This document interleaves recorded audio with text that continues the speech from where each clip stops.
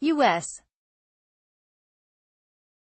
President Donald Trump has said military intervention in Venezuela was an option as Western nations boost pressure on socialist leader Nicolas Maduro to step down, while the troubled OPEC nations ally Russia warned against destructive meddling.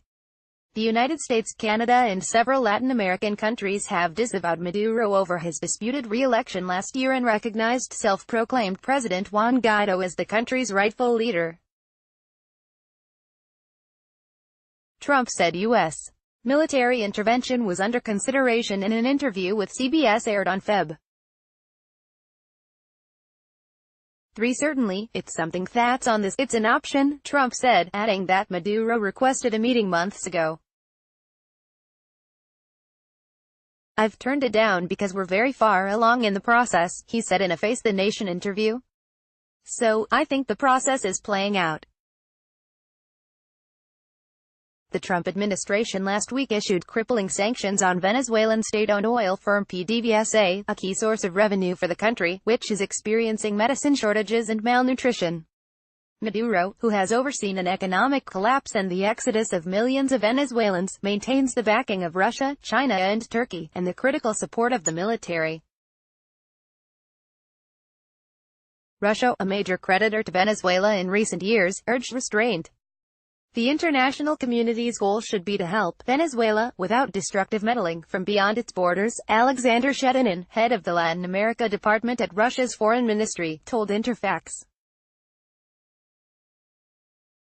France and Austria said they would recognize Guaido if Maduro did not respond to the European Union's call for a free and fair presidential election by February 3 night. We don't accept ultimatums from anyone, Maduro said in a defiant interview with Spanish television channel Antena 3 carried out last week and broadcast on February 3. I refuse to call for elections now, there will be elections in 2024. We don't care what Europe says. Emboldened opposition. The 35-year-old Guaido, head of the country's National Assembly, has breathed new life into a previously fractured and weary opposition. Tens of thousands of people thronged the streets of various Venezuelan cities on February 2 to protest Maduro's government.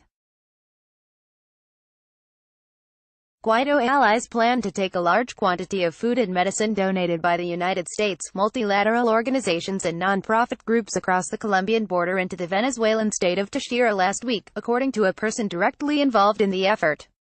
The group has not yet determined which border point it will cross, said the person, who asked not to be identified because he is not authorized to speak publicly about the issue. It is unclear whether Maduro's government, which denies the country is suffering a humanitarian crisis, will let any foreign aid through. The embattled president on Feb. 3 promised peace for Venezuela without specifically responding to Trump. In Venezuela, there will be peace, and we will guarantee this peace with the civil-military union, he told state television, in the company of khaki and black-clad soldiers who were earlier shown carrying guns and jumping from helicopters into the sea. Maduro has overseen several such military drills since Guaido declared himself president to display he has the backing of the military, and that Venezuela's armed forces are ready to defend the country. Air Force General Francisco Llanes disavowed Maduro in a video this weekend, calling on members of the military to defect. But there were no signs the armed forces were turning against Maduro. Venezuela has as many as 2,000 generals, according to unofficial estimates, many of whom do not command troops and whose defection would not necessarily weaken the ruling socialists. The police have also fallen in line with Maduro. A special force unit called FAZE led home raids following unrest associated with opposition protests in January, killing as many as 10 people in a single operation in a hillside slum of Caracas.